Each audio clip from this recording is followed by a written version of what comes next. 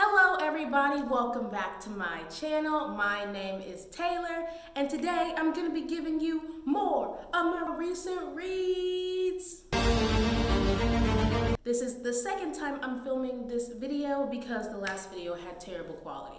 But before we get into this video, let me know in the comments below if you would like me to A, split recent reads into a non-spoiler recent reads and a spoiler recent reads, or continue this same format where I talk about non-spoilers before giving you the spoiler alarm alert. So make sure you comment, like, subscribe, and click that bell notification so you don't miss out on when I post. Now, I've talked for way too long, on to the video.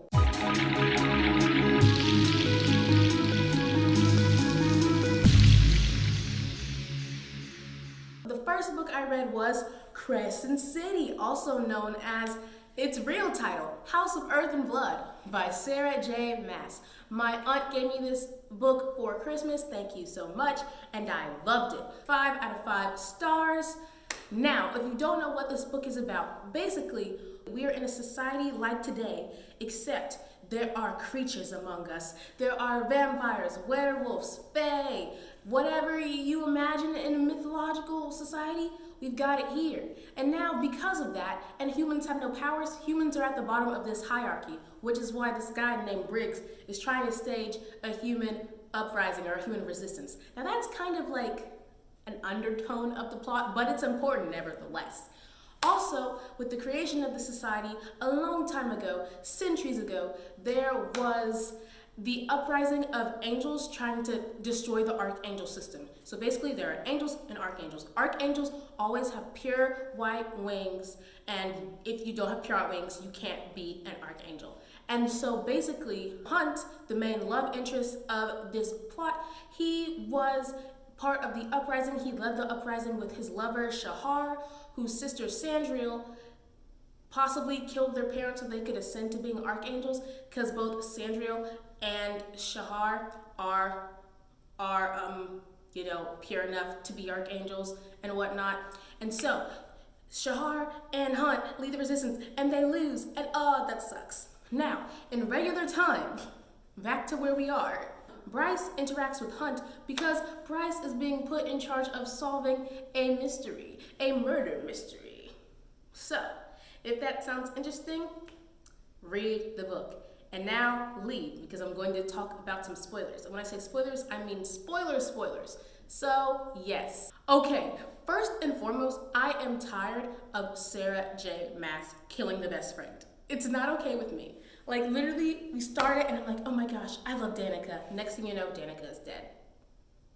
This is why I don't let my heart get attached, because this keeps happening to me. I'm just kidding. Okay, so she has to solve that mystery because she, unbeknownst to her, when the demon attacked that angel, she saved that angel. Unbeknownst to her was Micah, the archangel for the city.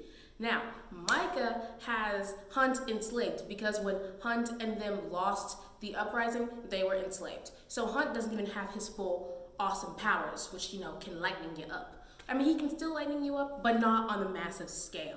So they are trying to figure out how Danica and the pack died and what kind of creature it is. While that's happening, we flash to Bryce's half-brother, Run, who is being tasked by his father, the Autumn King, basically the ruler of all Fae, to find the missing horn.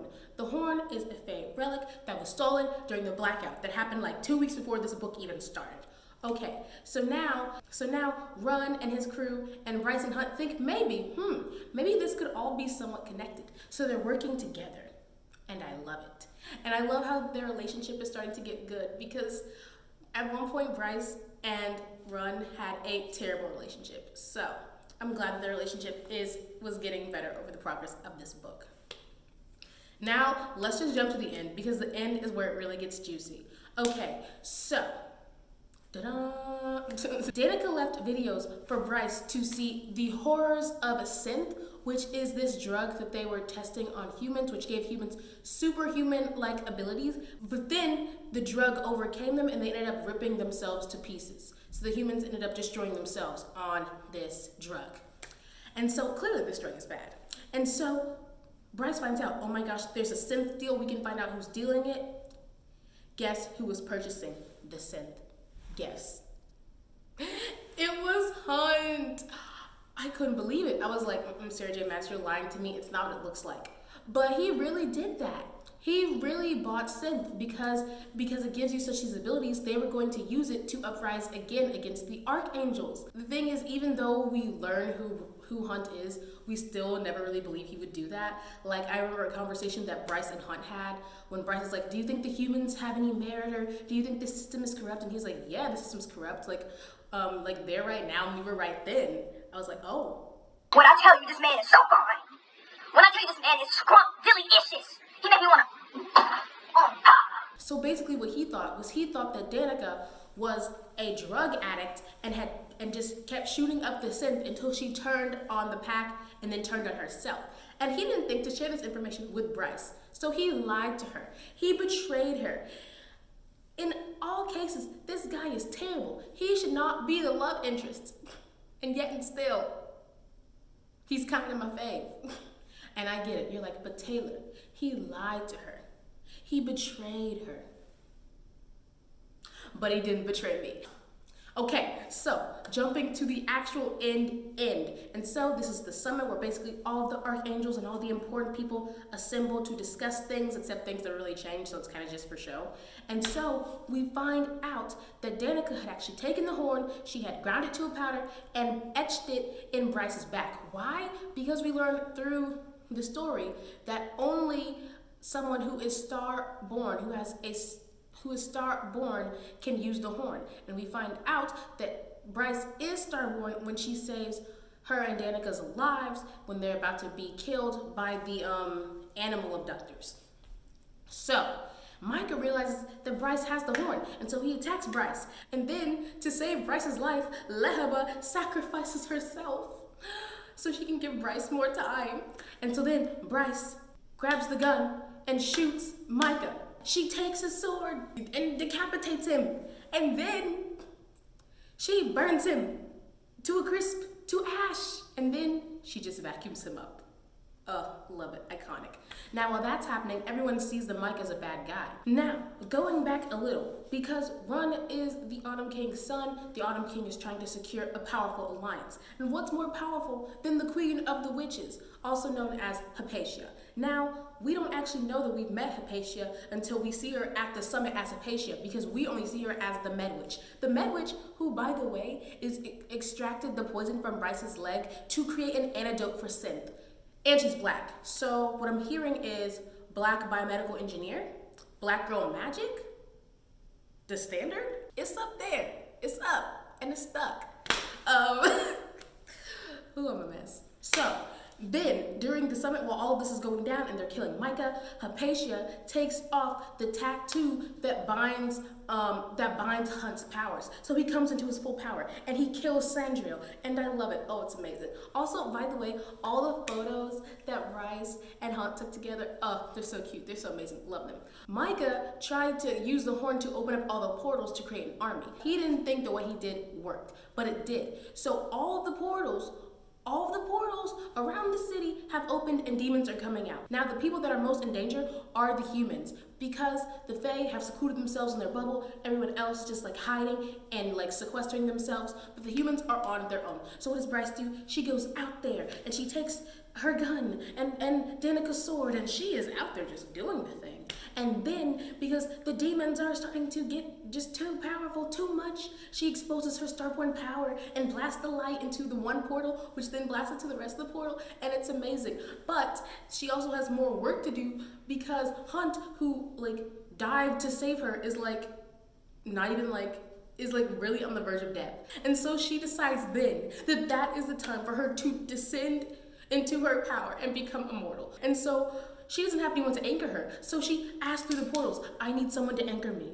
And guess what we hear? Light it up, Bryce. Light it up, Bryce. It's freaking Danica. It's Danica from the Bone Quarter. And literally, that's when I start crying, okay? That's when I start crying. She's literally like, light it up, Bryce. And then Bryce is like, light it up, Danica. Light it up, light it up, light it up. And I'm like, light it up, light it up. So then Bryce descends into her power. She's at first not gonna come back up, but then Danica's like, you have to try. And with Danica's last ounce of being in her somewhat quasi-dead state, she gives all of her power and all of her essence to make sure that Bryce gets back alive. And you know what? Even like Sabine, her terrible mother, said this. Through love, all is possible. Boom. It's amazing. I love it. Oh. So yeah, my girl Bryce deserves a parade and like for all of her debts to be paid. Someone needs to just write a check to Jessica saying that, yo, Bryce saved our lives, so we're gonna pay for these debts. That's what that needs to be. But yes, amazing. Can't wait for the next book. Some of my theories are that there must be an uprising. There simply cannot. The humans have to stage an uprising, and I'm excited to see what happens. I'm also excited to see her power, Bryce's power, and I'm also excited to see her and the Autumn King interact. Like, I just want the Autumn King to be shamed so badly. To be shamed into a hole. Okay? Yes. Okay, the next book I read was If Beale Street Could Talk by James Baldwin. I read this with the University of Michigan Black Student Union, so shout out to you guys. I gave this book 4 out of 5 stars. If you don't know what this book is about, basically it takes place through a myriad of timelines, but the main premise is that there are these two people and they fall in love, and we flash to present time where she is trying to get him out of prison for the crime of sexually assaulting someone. And yes, that is the plot. That is the premise. Now, I'm going to get into the spoilers so I can talk about why it's 4 instead of 5 stars, because I already know, I feel you guys in the comments like, why'd you give it 4 stars? I'm gonna tell you in 3, 2, 1. Okay, my first reason is the lack of sensitivity on the mother's part. So, the person who has accused Fawny, the love interest, of sexual assault, has fled to Puerto Rico. And so what happens is, and they decide it's a great idea to send the main character's mother? I mean, okay. And so the mother literally goes to the club of where the woman's husband works, and it's like, yo, just tell her, show her this picture so she can see. And then the guy's like, nah, I'm not gonna do that. So the next day, what does she do? She goes into the woman's house and like literally is just like berating her and not backing off of her. I was like, where's your tact? Where's your training? Where's your sensitivity training? Because it's not here. Like, this is such a weak plan. Like, did y'all not practice this? Did y'all not practice what you would say? What type of tactics you would employ? Because I doubt berating someone who's been through such a traumatizing experience is going to go well. So that made me very upset. I did not like the way that was handled. And number 2, where's the ending? What happens? Does Fawny get out? Does he stay in prison? What happens? I don't know. Because James Baldwin didn't tell us. He ended it at like 190 pages and said, well, there you go.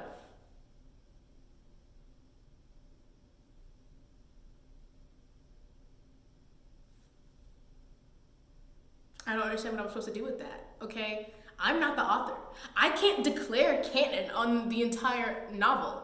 I need to know how it ends, okay? That's the whole purpose of me reading your book. Give me an ending, okay? And then also, because I believe that all romances have to have a happily ever after, that's just my classification of romance. If they don't have a happily ever after, then they shouldn't be categorizing the book as romance, because it's not a romance, it's just a contemporary. So, But those are my main 2 grievances. Oh, and the book was a little slow until we got to like page 70, so that was also not good. You know what, when I'm thinking about this, it may be 3 stars, but it can't be 3 stars because it was written so well. So yeah, 4 stars. The next book I want to talk about is How to Catch a Queen by Alyssa Cole. This is my first romance by Alyssa Cole. I read When No One Is Watching, which was a thriller by Alyssa Cole, and I'm going to link that reading vlog up there. We have 2 main characters, Sanyu and Shanti. So, Sanyu is the son of Sanyu I, who with Musoke were able to reclaim the kingdom of Ngaza. an African country. And so they have reclaimed it, but Sanui is dying. And so Sanui is like, my son needs to marry and become king before I die. So, because it was the last minute, that's when they bring in Shanti so she can marry Sanyu too. Now, the thing about Sanyu too is he never even wanted to be king. Like literally, he was trying to run away, which, dang. Okay, so the thing you should know about Shanti is she always wanted to be queen, which is the main reason why she accepted this, because Gaza has a bunch of stereotypes about it just being like sexist and harmful, and there is a bunch of sexism, so that's correct. But the rest of it is very incorrect, like just talking about Ngazans like they're barbarians and stuff like that. So anyway, Shanti has trained to be queen, okay? She's always wanted to be queen. She has her perfect, she has her guide of how to be a perfect queen with all of her quotes from her favorite queens. She has studied all these policies, but in Gaza, it is a woman's job to be seen and not heard. They have no place on the council, which doesn't even matter because the kingdom is an absolute monarchy, which means all the power is with Sanyu too, who for some reason says nothing and does nothing. Yeah. So anywho, at one of the meetings, Shanti has had enough and she decides to say, Musoke, you sound stupid. This is ridiculous. And then Sanyu too is like, she has ideas. Maybe I should talk to her. 3 months into their wedding. Mind you, that how king and queen marriage works there is that they have 4-month trials. So if the king doesn't like you after 4 months, he'll just kick you out and then pick another wife. But he can also extend this contract. It's like a way to find the true queen and whatnot. Anywho, 3 months in and he's like, oh, maybe I should talk to her. Nah. So then they start working together to help him learn how to be a king, which, wow, that's wild. And also, I love how his friend Lumu is great because Lumu is trying to help Sanyu unlearn all the things that he learned from his father and from Musoke about how a king has to be strong and can't have any weaknesses and how that therefore love is a weakness. So if he loves his queen is going to undermine his power and all these things. And just how you have to be rule with an iron fist, and it's just sir, let's not do all that. Let's not, So once again, because this country is quite sexist, women don't have a place. They're not allowed in the council, but they are allowed to be soldiers and whatnot. So it's why aren't we allowed in the council? So there's this lady named Marie, and she also has a bunch of people, and they're trying to lead a resistance called Ngaza Stand Up, which on the DL Shanti is helping with, in a poorly disguised wig, might I add. So what ends up happening is they make this presentation. Also, Shanti gets invited to the Queen Summit, which is where all the queens get together and they talk about queenly stuff, which is exciting. And Shanti also, good moment, is when this guard is like, ma'am, identify yourself. And then Sanyu's like, dude, don't you know you're queen? And then an advisor's like, she needs to let her place. And then Shanti's like, I could beat you. I got skills. And then the advisor's like, oh, how dare you? And then she takes his spear and she takes his spear, does some, stuff, and it's this close from killing him, getting him good. And she was like, yo, if you read my profile, you know I was about that action. So, amazing, love her. So the third act conflict is when Sanyu finally stands into his power and he's like, nah, I'm the king, which, yeah, dude, you are the king. I don't understand why you're letting other people talk. That's one thing, I hate about, kings. This is one thing I hate about Reign, too. It's Francis, you are the king. You don't bow to people. They bow to you. You are the king. This is absolute monarchy. You're letting Musoke and the rest of the advisors run the country. You're the king. You're the king. You're the king. And it's not when you're a queen where sometimes you can't ascend to your power because you're a woman or you have a husband and you have to have a husband to be queen. It's not like that. You are literally the king, okay? Make some shake. So, going back to that meeting, he didn't address the conversations about helping women, which are at the bottom of the agenda. And he was like, I didn't want to test our limits. And Shanti's like, dude, you are the king. Like, and you don't know what their limits were because you didn't ask them. So then Shanti leaves. Now, mind you, while all this is happening, Shanti has been thinking about where do all of the queens go after they've left the castle, because like Sanyu Ai had like 30 or 40 wives. In this country, they had only respected Omakumi of war and Amagis of wisdom, but Shanti found out that there was actually a goddess who is known as Aquagalena of peace. And so she found the first queen, and she learned that story. And then Sanyu, when he tried to track her down because Shanti left, she's like, I'm done being disrespected. And so then Sanyu followed her, and then he learned the story, and then, you know, they like figured things out, and they told the story to the rest of the country, and then they gave women a position of power, and they lived happily ever after. Cute. Cute, cute, cute, cute, cute. Now, I gave that book 5 out of 5 stars. I hope I mentioned that. Now, the last book I read was Crashing Into Her by Mia Sosa. This is my second Mia Sosa book, and I loved it. It's amazing. I didn't know that this was the third book in the series because my library didn't tell me that when I got the book. So I guess I need to read the first two. Although I think it's like contemporary series, so where they're kind of related, but they're not really, and it wouldn't make sense what the relationships were until I read the other books, which I definitely plan on doing, but this is the only book through the Kindle, so this is the only library book they had through Libby, so that's what I read. Oh, it was so good. So if you haven't read this book, it starts off with Ava and Anthony. Ava is the best friend of Tori, who just got married. Anthony is her first cousin. After the wedding, Ava and Anthony hook up. They think they're never going to see each other, but then they somehow all end up in LA. Yes. So, I love this book. 5 out of 5 stars. It's amazing. It's great. Okay, on to the spoilers. Okay. They are such a cute couple. I love it so much. Also, number one, I love how Ava's like, how her passion is fitness, and I love how she's like finding her groove. I'm so happy. I'm so proud of her. Good for her. Her relationship with her dad and her parents is just really bad. Going to Anthony. So Anthony, for some reason, tells women like he's only interested, he's never interested in having a relationship because he just doesn't think he's that kind of person. But that all is the result of, number one, his mother leaving his father, and his father being just crushed by it because he still lives with his father to take care of him and whatnot. And number two, because he tried to commit to this girl in New York, but this girl in New York thought he was cheating on her for some reason, even though he wasn't. So he just like, I gave up on love. So then Ava and Anthony go on dates, even though they don't call them dates. Like they go to the festival where there is a reggaeton competition, and I knew as soon as the chapter said reggaeton, I was like, oh, they are in game. They are going to end up together. I don't even know why they're fighting it. Okay, I mean, of course it's romance, but still. So that happens. I also love when Anthony brought Ava over to his house to have his dad's food. Oh, I want his dad's food. Could his dad just open a food truck right outside my apartment? I'd love it. I'd love it. And then when they went to the movies and all this stuff, also there is kind of this, a slightly more taboo thing because she's training for stunt classes and Anthony is one of the head leaders on that. So it's kind of like, sus. So then at the end, Anthony messes up and he doesn't tell her about this opportunity, which she could have done. And so she feels like he's just like every other guy, trying to control her, trying to rule her life.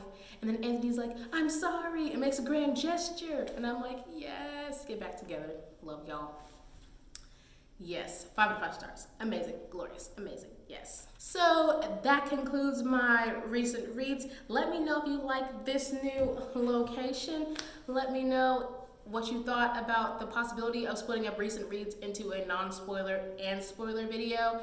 And comment below if any of these books interest you, if you read any of these books, and what you're hoping to read. Make sure to like and subscribe, as well as click that bell notification so you don't miss out on when I post. And now, all that's left to say is bye-bye.